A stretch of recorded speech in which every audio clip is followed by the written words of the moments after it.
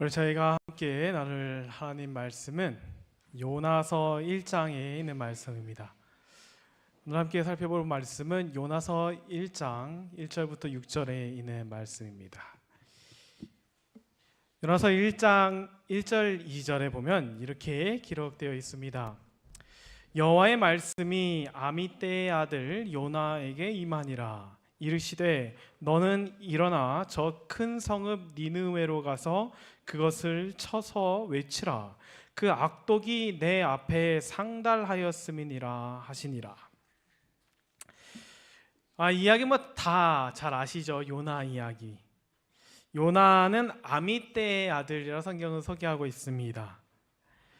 성경에서는 늘 어떤 인물을 등장할 때 그 아버지가 누구인지를 이렇게 소개하는 경우가 굉장히 많아요. 그것은 그 사람이 어떤 집안 출신이며 그가 또 어떤 배경 아래서 어떤 기대를 갖고 이 세상에 태어났고 또 자라나게 되었는지를 조금 알 수 있게 해주는 대목입니다. 그리고 무엇보다 그 아버지가 어떤 사람인지가 그 아들의 이름 또 아들이 어떤 사람인지를 잘 보여주죠. 아미떼라는 사람이 있었습니다. 이 아미떼의 이름의 뜻은 진리라는 뜻을 갖고 있어요. 진리 혹은 신실. 그래서 이 요나 그러면 이 아미떼의 아들 그러면 뭐라고 부르냐면 진리의 아들. 이런 표현을 사용해 볼 수 있는 것입니다. 이 요나는 어떤 그의 개인적 배경이 자세히 성경에 기록되어 있지 않습니다. 언제 하나님께서 부르셨고 언제부터 그가 사역을 시작했고 어떻게 마쳤는지가 정확하게 나와 있지 않아요.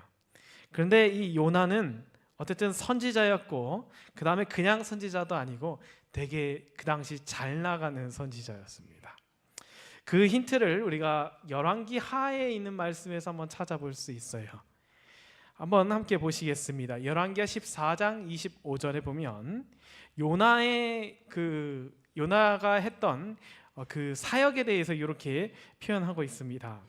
이스라엘 하나님 여호와께서 그종 가드 헤벨 아미떼의 아들 선지자 요나로 하신 말씀과 같이 여로보암이 이스라엘 지경을 회복하되 하맛 어귀에서부터 아라바 바다까지 하였으니 라고 기록되어 있습니다.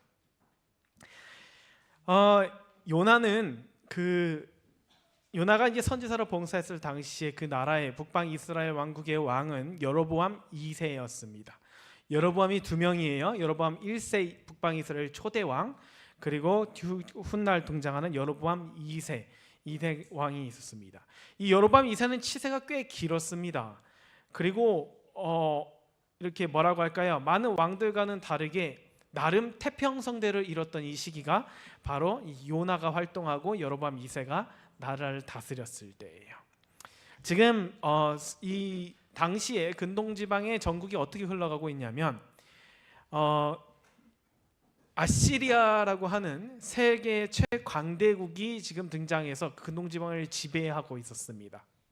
이 아시리아 사람들이 얼마나 이 잔혹하고 또 사람들을 괴롭혔는지 역사 속에서 잘 나와 있어요. 그래서 이 이스라엘도 이 아시리아에 굉장히 오랫동안 괴로움을 이렇게 굉장히 괴롭힘을 당하고 있었습니다. 근데 여로보암 2세가 왕이 되었을 때 하나님께서 요나에게 어떤 기별을 전해 주시냐면 너희의 나라가 어떻게 해요? 나라가 확장될 것이다 라는 거예요. 지금까지 잃어버렸던 것을 다시 회복하게 될 것이다 라는 말씀을 하시는 것이죠. 그래서 요나가 가서 이야기합니다. 하나님께서 이렇게 말씀하셨습니다. 하맛 어귀에서부터 아라바 바다까지 하나님께서 지금까지 잃었던 것을 다 회복시켜 주신다고 약속하셨습니다 라는 소식을 전했어요. 구약시대에 나온 등장하는 성경의 선지자들의 메시지랑은 조금 다른 성격의 메시지를 요나가 전했습니다. 대부분 지금까지 있었던 구약시대의 대부분의 선지자들의 이야기는 다 하나같이 뭐예요? 이 나라 망할 것이다 라고 하는 이야기였어요. 다들 듣기 싫어하는 이야기를 했습니다. 근데 요나에게 하나님께서 주신 말씀은 선지자의 입장으로서는 전하고 싶은 사실이고 듣는 사람 입장에서는 굉장히 듣고 싶은 반가운 이야기인 거예요. 전하는 자나 듣는 자나 모두가 만족하는 최고의 시나리오가 지금 완성된 것입니다. 이러니 요나가 얼마나 존경받았겠어요. 그렇죠? 하나님의 선지자인데 백성들이 원하는 것을 이루어주고 왕마저도 못해요. 이야, 이 선지자가 한마디 한마디 할 때마다 못해요. 계속 전쟁에서 승리하고 막 승승장구하는 것입니다. 그래서 지금 이 요나의 입지를 보면 성경이 자세히 묘사하고 있지 않지만 우리가 생각해 볼 수 있죠. 요나의 입지가 다른 선지자들이랑은 전혀 달랐을 거예요. 엘리야처럼 말이죠, 가뭄 온다고 이야기했다가 3년 반 동안 도망 다닐 일도 없었을 것입니다. 왜요? 누구나 듣기 좋아하는 그 이야기를 해주었기 때문이죠. 이렇게 우리가 하나님의 말씀을 읽고 우리가 신앙생활을 하면서 우리가 진리라고 이야기하는 이 하나님의 말씀을 접할 때 우리는 정말 많은 경우에 우리가 행복하고 또 만족감을 느끼는 것은 어떤 상황이냐면, 내가 듣고 싶고 내가 듣기 원하는 이야기가 하나님의 말씀에서 발견됐을 때 우리는 참 많은 즐거움을 누리게 됩니다. 그래서 하나님께서 이렇게 해주신대, 저렇게 해주신대, 하나님께서 이것을 없애주신대, 이것을 이기게 해주신대 라는 수많은 성경의 약속들을 우리는 보면서 우리는 거기에 굉장히 만족해하고 거기서 굉장히 기쁨을 느끼는데 익숙해져 있습니다. 그런데 항상 그렇지 않다라는 것을 성경은 분명하게 이야기해요. 하나님께서 우리의 고민과 우리의 문제와 우리의 슬픔과 우리의 어려움을 해결해 주신다는 약속은 분명히 성경에 기록되어 있습니다. 성경에 이야기하는 것은 모두 다 그런 희망적인 이야기들이죠. 하지만 성경이 늘 우리가 원하는 대로, 내가 듣고 싶은 대로 그 진리를 언급하지는 않는다라는 것입니다. 오늘 이 잘 나가고 아주 출세의 가도를 달리고 있는 영적으로나 육적으로나 아주 그냥 존경받고 사랑받는 이 선지자 요나에게 가장 듣기 싫은, 또 가장 따르고 싶지 않은 하나님께서 한 말씀을 전해 주십니다. 그게 바로 우리가 방금 읽었던 요나서 1장 2절에 있는 말씀이에요. 오늘까지는 정말 좋았어요. 오늘까지는 정말 완벽했습니다. 그런데 하나님께서 지금 갑자기 뭐라고 이야기하시냐면, 너는 일어나 저 큰 성읍 니느웨로 가서 그것을 쳐서 외치라. 아니, 지금까지 그렇죠, 한 번도 어떻게 보면 요나는 쓴소리를 해볼 필요가 없었을 것입니다. 지금까지 모두가 듣고 모두가 다 바라던 이야기, 근데 그거 자기가 한 이야기 아니잖아요. 하나님께서 전해주라고 하신 이야기였잖아요. 그랬던 요나에게 큰 위기가 닥쳐요. 듣고 싶어하는 사람도 없고 말하고 싶은 마음도 없는 아주 정반대의 상황이 펼쳐지는 것입니다. 요나가 이 말을 전하고 싶지 않았던 이유가 두 가지 있었을 것이라고 생각해 볼 수 있습니다. 첫 번째는 무엇이냐면, 이 니느웨는 아시리아의 수도였습니다. 이 아시리아 사람들은 굉장히 잔혹한 사람들이었어요. 역사적 기록에 보면 말씀드리기도 정말 민망할 만큼 산 사람의 어떤 이런 피부를 이렇게 벗겨갖고 고문하는 그런 아주 잔혹한 일들을 그냥 서스럼치 않게 행했던 사람입니다. 그 사람들이 아시리아 사람들이에요. 하나님을 당연히 믿지 않는 사람들이죠. 근데 거기 가서 요나가 너희네 성 이제 곧 망한다라고 소리를 지고 다니면 요나 어떻게 될까요? 에? 그 나라에 가 있는 것 자체도 지금 위험한 건데, 그 나라에 가서 그 사람들이 제일 듣기 싫어하는 이야기를 한다는 것은 날 그냥 찢어 죽여라 라는 표현밖에 되지 않습니다. 첫 번째가 아마 요나가 굉장히 그렇게 원치 않았던 것이 거기에 있었겠죠. 그 다음에 이제 두 번째 이유는 더 큰 이유가 될 수 있을 것 같아요. 그것은 뭐냐면, 요나의 마음속에는 지금 이 아시리아 사람들은 어떤 사람들이에요? 원수입니다. 원수. 우리 민족을 괴롭히고 우리를 핍박하는 그 원수들이 지금 하나님께서 말씀하시죠. 하나님께서 말씀하시는 것은 항상 뭐가 전제가 돼 있냐면, 회개한다면 그 노를 거두시겠다는 것이 늘 전제가 돼 있습니다. 니느웨는 망할 거야. 근데 거기에는 항상 저 단서가 듣죠. 하나님께 돌아오지 않고 너희들이 회개하지 않는다면. 반대로 이야기하면 뭐예요?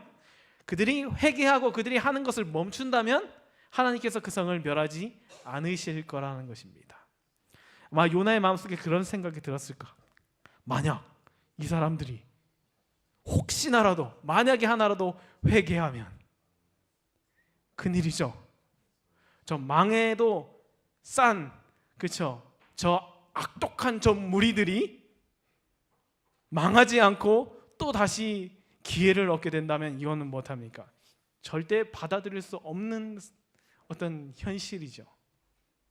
요나가 이 두 가지로 고민을 하게 됩니다.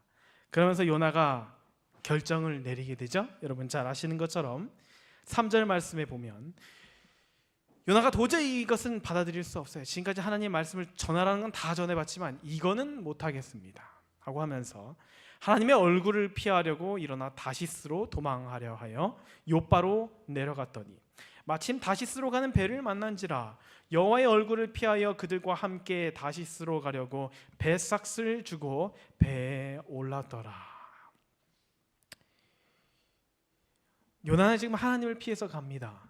요나가 지금 하나님을 피해서 가는데 성경은 이렇게 이야기해요. 요나가 여호와의 얼굴을 피하려고.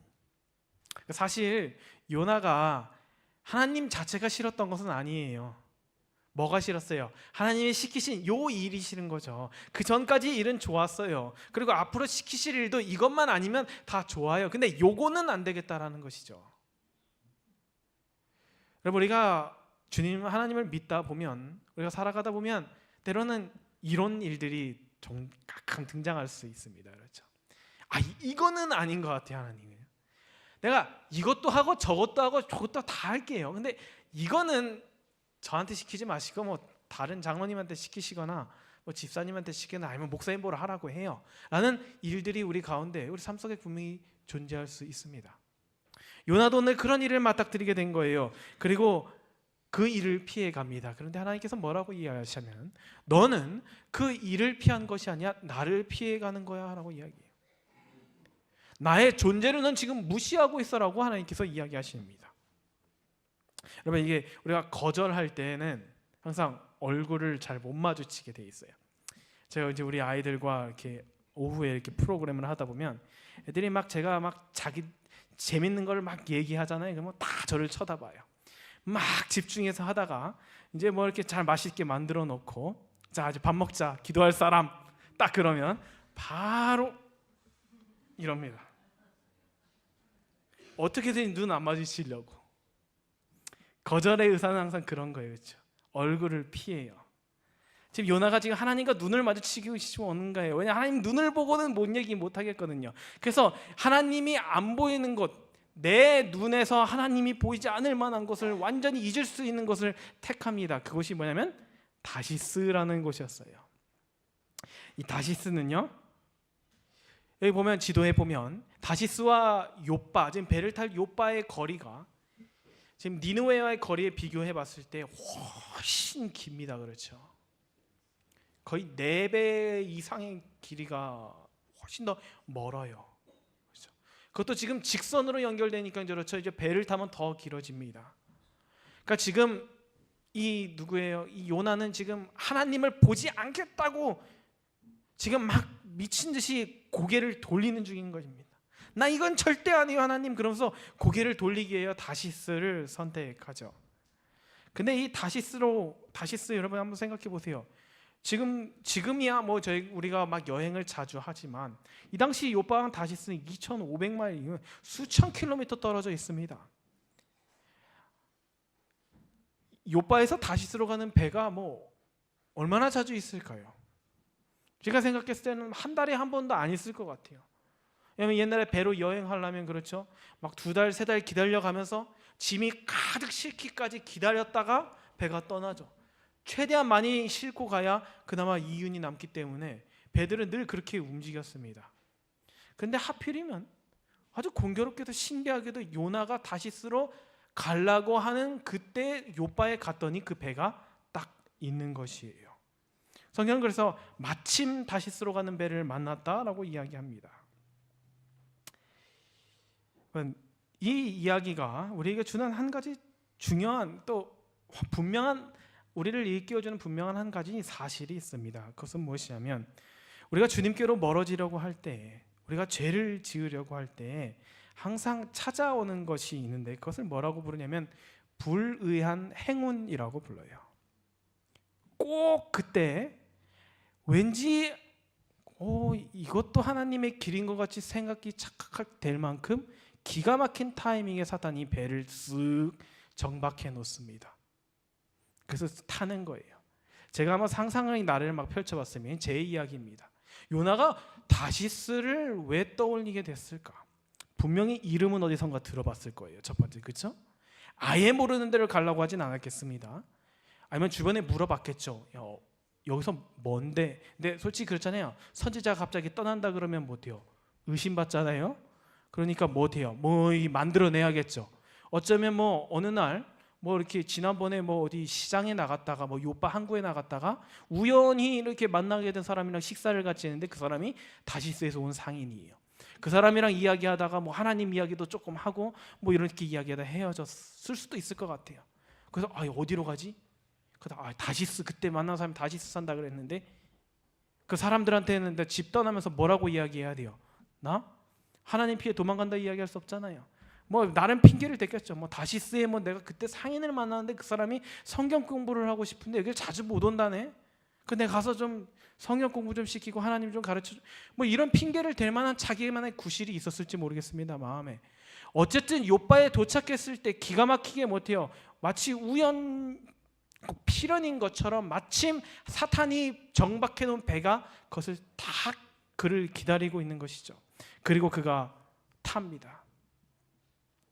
여러분 얼마나 우습지 않습니까? 지금 선지자가 도망가면서 하나님을 보지 않고 싶어갖고 하나님이랑 눈 마주칠까 봐 걱정돼갖고 막 도망치면서 제가 한번 생각해봤어요. 요바에서 다시스 가는 배는 가격이 얼마일까? 선지자 월급으로 될까? 이제 후원 받을 수도 없잖아요, 그렇죠? 도망가는 입장에 자기가 내놓을 수 있는 모든 삭스를 다 지불하면서 얼마나 웃깁니까? 시간도 허비해야 되고요, 돈도 허비해야 되고요. 아무 의미 없는 여정을 그저 하나님과 눈 마주치지 않겠다고 해서 그가 도망치는 길을 선택하고 있다라는 거예요.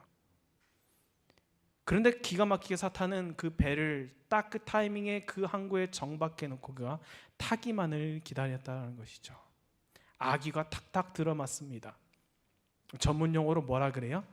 아다리가 맞는다고 이야기하죠. 아다리가 맞는다. 죄의 아다리가 탁탁 맞아 들어가는 거예요.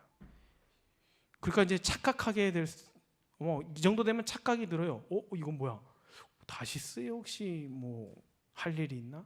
다시스의 교회를 한번 세워볼까? 막 온갖 생각을 다 해볼 수도 있을 만큼 너무나 그것들이 다 맞아떨어져 가는 것이죠. 마침 거기 배가 있어서 마침 거기에 있어서 거기서 올라탑니다. 그러고 나서 올라가자마자 그가 했던 것은 무엇이에요? 바로 배 밑층에 내려가서 깊이 잠이 든 것이죠. 4절에서 5절 말씀 이렇게 이야기합니다.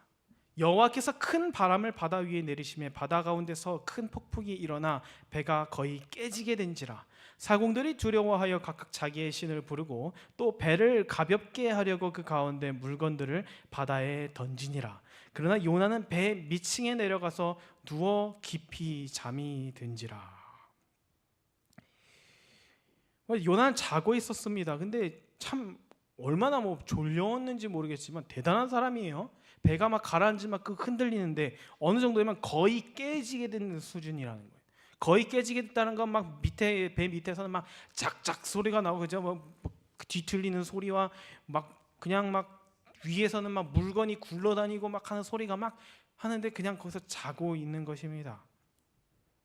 어떻게 이렇게 자고 있었을까? 이해 안 가시죠, 여러분? 우리가 이렇게 깊은 잠에 빠진 요나가 얼마나 피곤했는지 아니면 얼마나 잠을 잘 자는 사람인지 뭐 그것까지는 우리가 뭐라고 생각해 볼 수 없지만 그런데 항상 성경에 있는 모든 이야기 주님과 닮지 않았어요. 어쩜 그럴 수가 있습니까? 교회를 얼마나 다녔는데 그리스도인이 된 지가 수십 년이 지났는데 성경을 한 번도 처음부터 끝까지 읽어본 적이 없어요. 어쩜 그럴 수가 있죠? 주님을 믿는다라고 하면서 주님과 함께하는 시간은 너무나도 적습니다. 어떻게 그럴 수가 있어요? 궁금하시죠? 저에게 묻는 것입니다. 대체 거기서 어떻게 자고 있을까? 이해가 안 될 만큼 우리는 스스로를 이해할 수 없을 만한 그런 수렁에 빠져 살아가고 있다는 것이죠. 예수님을 믿는다고 하면서, 하나님을 따른다라고 하면서 어쩜 그럴 수 있습니까? 가끔씩 이렇게 목회자들이라는 사람들이 굉장히 사회적으로 추문을 일으키는 경우가 있습니다. 그럴 때마다 저는 굉장히 뜨끔뜨끔해요. 나는 혹시 저런 유혹이나 위험에 노출되어 있지 않을까? 나는 저런 상황이 처했을 때 나는 그것을 뿌리치고 하나님 앞에 정직하게 설 수 있을까라는 질문을 하게 됩니다. 그러면서 또 질문을 하게 돼요. 어쩜 저러지? 목사라는 사람이? 여러분, 그 사람들만 그런 것이 아니에요. 그렇죠? 세상에 살아가고 있는 하나님의 백성이라고 이야기하는, 스스로 그리스도인이라고 하는, 스스로 재림교인이라고 공언하는 저와 여러분 모두가 요나처럼 어떻게 거기서 자지라고 이야기할 만큼 하나님 보실 때는 쿨쿨 드르렁 코를 골면서 거기서 자고 있다는 것이에요.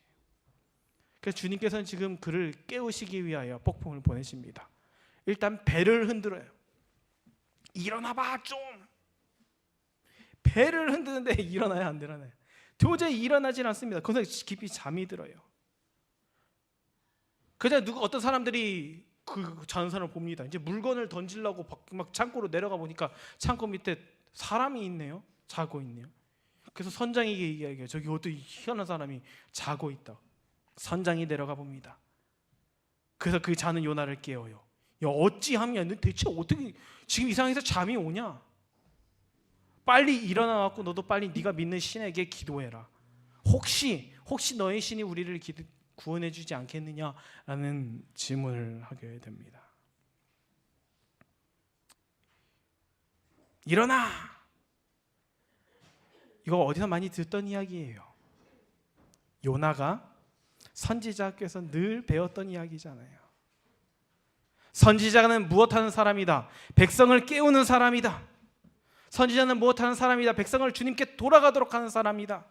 선지자에서 닳고 닳도록 외쳤던 구호, 자기가 지금까지 배웠던 선배들의 모든 이야기에서 하나같이 주는 메시지는 일어나! 그만 좀 자고 일어나! 인데 지금 그 이야기를 선지자가 듣고 있는 것입니다. 누구한테요? 하나님을 알지도 못하는 이방 사람에게. 좀 일어나! 오늘 이 요나의 이야기를 통해서 주님께서 우리에게 하시는 그 말씀, 배가 아무리 흔들려도, 배에서 무슨 일이 일어나고 있어도 전혀 요동하지 않고 있는 요나처럼 아무리 세상에서 일어나는 시끄러운 소리와 난리와 난리, 소문을 들어도 전혀 그 일상이, 전혀 그의 삶이, 하나님에 대한 태도가 전혀 변함이 없이 묵묵히 그대로 살아가고 있는 그런 하나님의 백성들을 향하여 주님께서는 일어나라고 외치시고 계신다는 것입니다. 일어나세요, 여러분. 저도 깨워주시고 서로 좀 깨어서 살게 되기를 소망합니다. 여러분, 참 감사한 것은 말이죠, 이 요나서 1장 6절에서 원래 이야기가 마무리될 수도 있어요. 그냥 하나님이 그냥 뭐 어때요? 야, 얘는 답이 없네? 그렇죠? 이렇게 생각하실 수 있어요. 야, 내가 지금까지 그렇게 해줬는데, 그렇게 해줘갖고 사람들한테 존경도 받고 칭찬도 받고 선지자라고 그렇게 해줬는데 그거 싫어갖고 도망치는 거야? 야, 그럼 넌 가라. 그러면 다시 쓰러 가서 살든지, 아니면 그냥 배를 뿌개서 하나님께서 반면교사로 만드실 수도 있잖아요. 그렇죠? 야, 하나님 말씀 거슬리고 가다 보면 선지자도 이렇게 된다. 더 확실한 레슨 아닙니까? 근데 성경은 계속해서 이어져요. 제가 이 요나서에 있는 말씀을 묵상하면서 한 가지 깨달은 것이 있습니다. 하나님께서 요나에게 니느웨로 가라라고 말씀하신 것은 니느웨 사람을 구하기 위함이 아니라 요나가 니느웨를 가야지 요나가 구원을 받기 때문입니다. 굉장히 아이러니하죠. 뭔가 앞뒤가 안 맞는 것 같습니다. 근데 성경이 이야기하는 구원은 그렇습니다. 하나님께서 니느웨로 가라라고 말씀하신 것은 니느웨 사람들을 구원코자 함이 아니에요. 첫 번째는. 그건 첫 번째 이유가 아닙니다. 하나님께서 첫 번째로 니느웨 요나에게 명하신 그 이유는 요나가 니느웨를 가야 요나가 구원받기 때문이에요. 그래서 하나님이 지금 뭐 하시냐면 어떻게든지 이 자고 있는 이 요나를 끼워서 어디로 보내야 돼요? 니느웨를 보내야 돼요. 니느웨 사람만을 구하실 거였으면 요나가 안 가도 됩니다. 선지자 교회 후보가 얼마나 많은데요. 정말 많았어요. 엘리사 선지자들 통나무 하나씩 캐오면 건물 올릴 만큼 많았습니다. 근데 하나님께서 굳이 이 도망치는 선지자를 니느웨로 보내셔야겠다라고 하시는 것은 뭐냐면 요나처럼 잠자고 있는 저와 여러분 모두를 니느웨로 보내야 얘들이 구원을 받기 때문이라는 거예요. 그래야 우리가 구원받는 것입니다. 제가 니느웨를 가야 제가 구원을 받고 여러분께서 니느웨를 가셔야 여러분이 구원을 받게 됩니다. 우리는 흔히 착각 속에 빠져요. 니느웨로 가라. 거룩한 사명을 띠고 가서 사람들에게 전하고 회개하세요, 여러분. 우리 교회에서 우리 어르신들 더 젊으셨을 때 많이 하셨잖아요. 어떻게 되던가요? 때로는 되지 않아요. 듣지 않아요. 니느웨처럼 들을 때도 있고 안 들을 때도 있습니다. 그럼에도 불구하고 하나님께서 계속해서 그분의 백성들을, 그분의 종들을 자꾸만 니느웨같이 이상한데 되게 가고 싶지 않고 되게 안 가도 될 것 같은 데를 자꾸 가라고 보내시는 이유는 무엇이냐면 그 가는 그 주님의 종을 구원하시기 위함이라는 거예요. 오늘 요나서에 있는 이야기, 우리 앞으로 요나서 몇 주간 살펴볼 텐데 요나서 이야기는 하나님께서 니느웨를 구하신 이야기가 아니라 니느웨를 통해 요나를 구하신 하나님의 사역에 대한 이야기입니다. 이래야 우리가 주님의 말씀에 순종할 만한 충분한 가치를 얻게 되는 것이에요. 자꾸 너무 스스로를 과대평가할 필요 없습니다. 과대포장할 수 없어요. 우리는 거룩한 사명을 갖고 그곳에 갈 그릇이 못 됩니다. 다 아셨어요. 하지만 하나님께서는 어떻게든지 붙잡아갖고 그곳을 보내십니다. 니느웨를 구원하실 방법은 너무나 많은데 나를 구원하실 방법은 그거밖에 없는 거예요. 요나를 구원하실 방법이 하나밖에 안 남았으니까 하나님께서 그걸 사용하실 수밖에 없는 것입니다. 저와 여러분의 삶 속에 하나님께서 그분의 말씀을 통하여 때로는 듣는 말씀, 때로는 읽는 말씀, 때로는 묵상한 말씀을 통하여 여러분 삶 속에 하나님께서 무언가 니느웨처럼 피하고 싶고 도망치고 싶고 눈 마주치고 싶지 않은 것들을 여러분 삶에 명하시고 허락하시는 것을 여러분 느끼실 때 반드시 기억하십시오. 이것이 하나님께서 가신 유일한 카드일 수 있다는 거예요. 나에게 남은 유일한 카드, 나를 구원하시기 위해 주님께서 사용하시는 그것, 그 니느웨로 가는 것을 너무 멀리 도망치시지 않게 되시길 간절히 소망합니다. 마침에 속지 마세요. 사단이 정박해놓은 그 배가 기다리고 있다고 해서 그것이 하나님께서 알려주시는 또 다른 두 번째 선택지가 될 수 있다는 착각은 우리는 완전히 버려야 합니다. 하나님께서 처음 명령하신 니느웨로 가라라고 하신 그 음성만이 진짜 하나님께서 우리의 구원을 위하여 이루기 원하시는 귀중한 사업이라는 사실을 여러분 기억하시게 되시길 간절히 소망합니다. 제 말씀을 정리하면서 시편 139편에 보면 시편 기자 이렇게 썼습니다. 아무리 도망가봐도 저기로 도망가봐도 다시스로 가봐도 하늘 끝까지 올라가봐도 땅의 밑까지 가보더라도 갈 곳이 없어요. 그래서 이렇게 고백합니다. 내가 주의 영을 떠나 어디로 가며 주의 앞에서 어디로 피하리까. 내가 하늘에 올라갈지라도 거기 계시며 스올에 내 자리를 펼지라도 거기 계시니이다. 내가 새벽 날개를 치며 바다 끝에 가서 거주할지라도, 그저 바다 끝, 다시스 저 끝, 주의 손이 나를 인도하시며 주의 오른손이 나를 붙드시리이다. 이게 약속 같지만 사실 이걸 고백할 땐 되게 두려운 거예요. 어디로 도망쳐도 주님이 어떻게 하신대요? 오른손으로, 가장 힘센 손이죠, 오른손. 일반적으로 그 손으로 멱살을 잡고라도 다시 니느웨로 끌어오신다는 것입니다.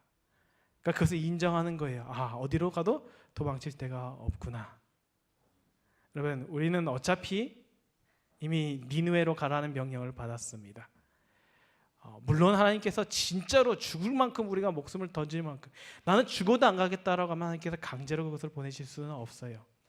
하지만 우리에게 기회가 있고 주님께서 우리에게 주시는 그 은혜의 시간 남아있는 한 주님께서는 우리에게 다시 쓸어가는 배에 오르긴 대신에 다시 한번 우리의 발걸음을 돌려 우리를 위하여 예비하신 그 악한 성 니느웨로 나아가기를 초청하십니다.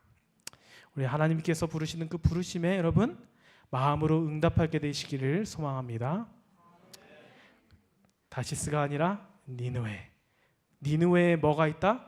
구원이 있다라는 마음을 가지고 우리 주님께서 여러분 개인의 삶 속에서 명하시고 인도하시는 그 뜻을 받으심으로써 다시 한번 우리를 구원하시는 그 주님의 구속 사역에 함께 포함되시면서 살아가시는 저 여러분 되기를 바라며 오늘 말씀을 마치겠습니다.